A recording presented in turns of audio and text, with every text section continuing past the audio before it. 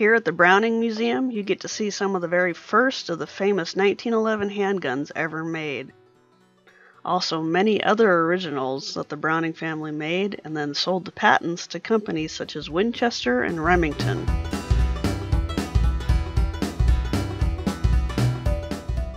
And you get to see not only the originals, but also the later reproductions together in this museum.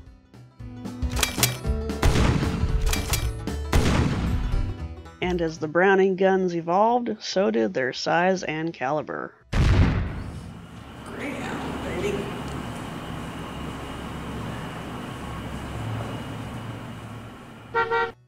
Here we're having the truck serviced because when we were driving, the truck started shaking really bad.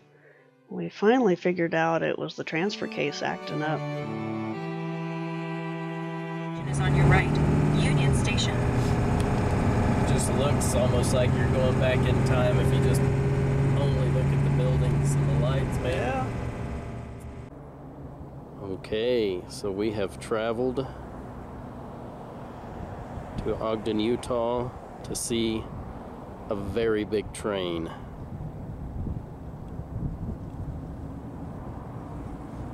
We have come to the Union Station. We're gonna have to make tracks.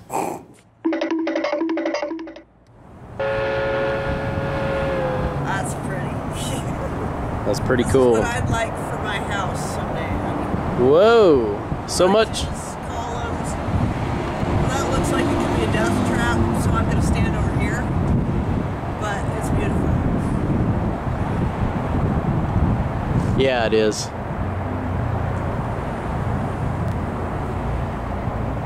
Very nice, Robin. Cool. Let's go inside. Because it's warmer.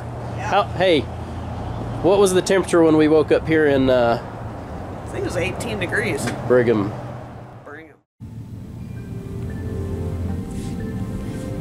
Oh.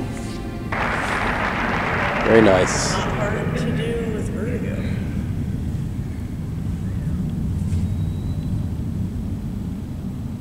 That is so cool. Ticket required for museums? They gonna punch your ticket too? Nope. She's gonna want to see that right there. Oh, that's your ticket to everything. I've been told that before. Whoa.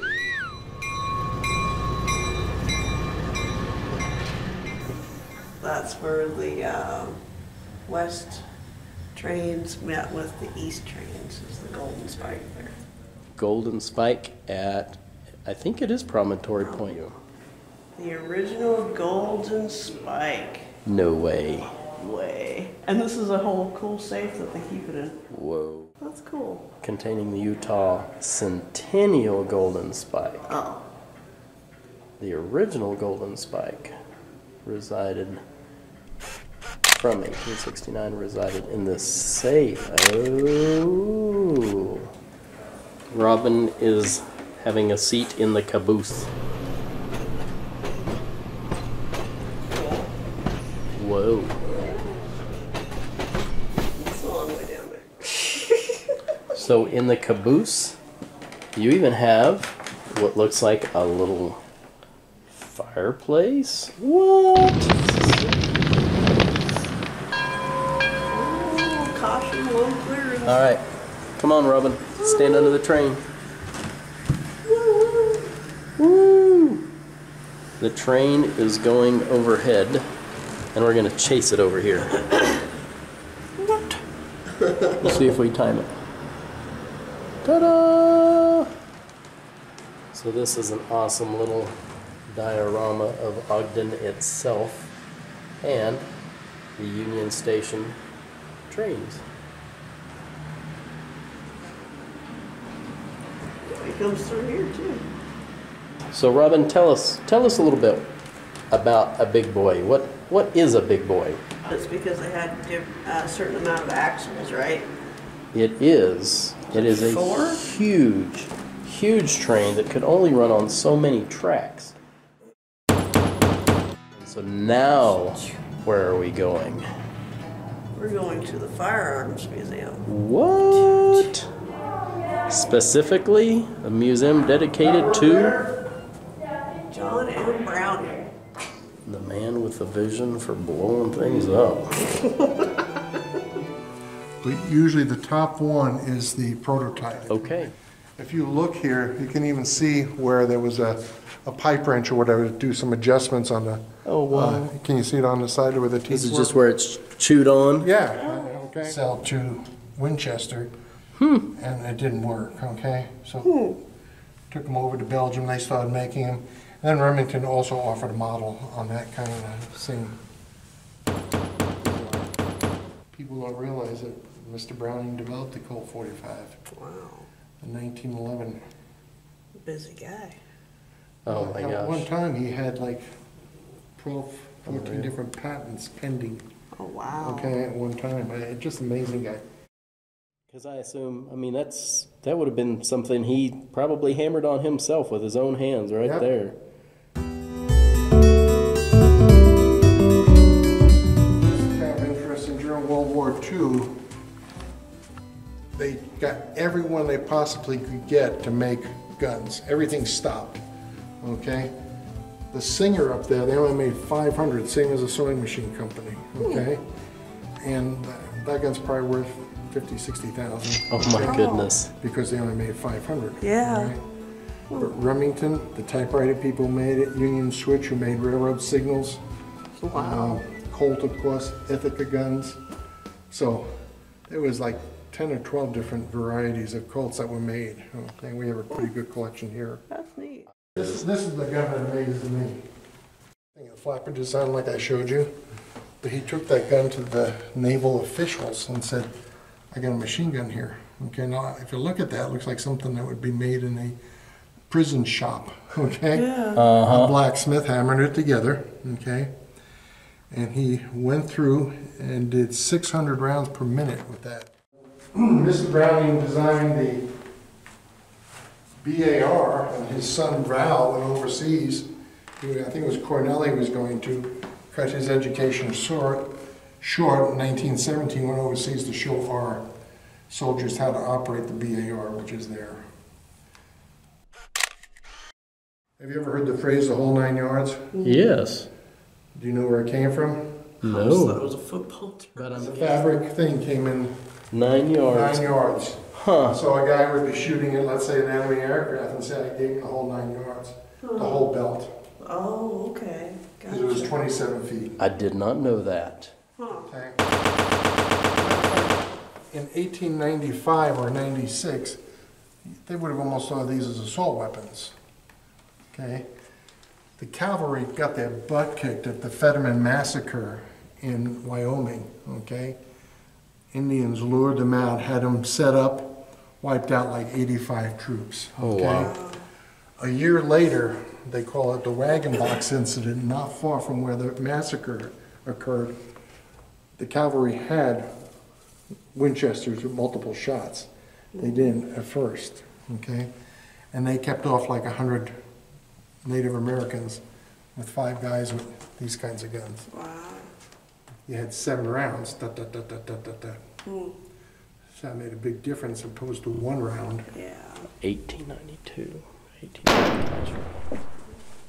These are 2 of the original guns, single shot guns that he made here in town. Oh, wow. They only made about 600 of them. Winchester got a hold of one, okay, and said, wow, we need to get this. So he actually came out, bought the rights to it from Mr. Browning, and Winchester started making these. But these are actually Browning brother guns.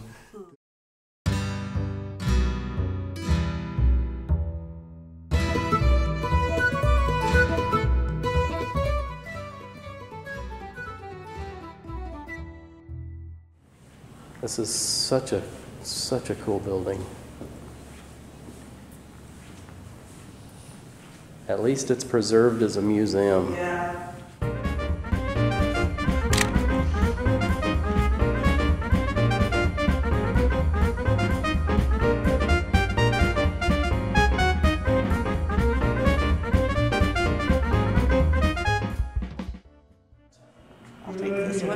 Yeah? Yeah.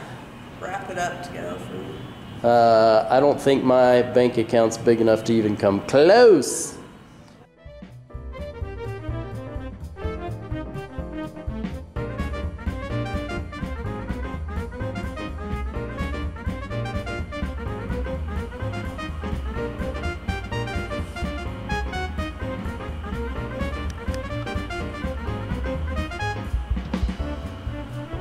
Pretty unique. So it's longer than a lot of cars back then, right? I thought cars in that time period were normally two-seaters. Oh, you're correct. Yeah? That would have been a lot of money. So this In is- 1911, that would have I'm been right. huge, huge money. Yeah.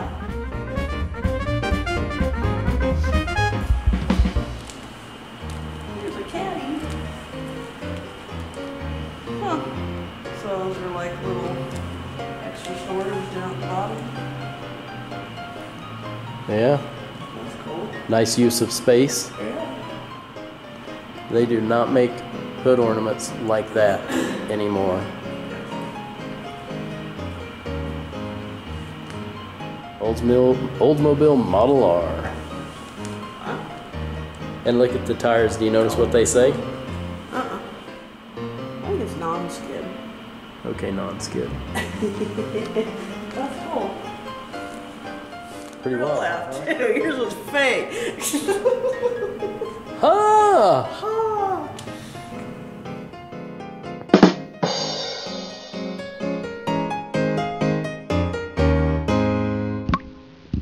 Oh, the water's been turned off.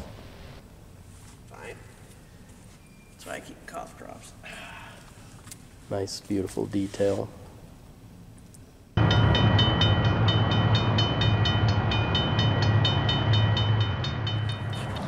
So we just enjoyed the Union Station Museum at Ogden, Utah. And now we're going to enjoy some big Big boys. boys.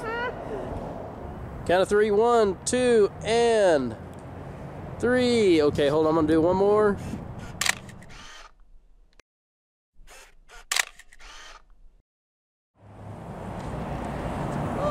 Oh.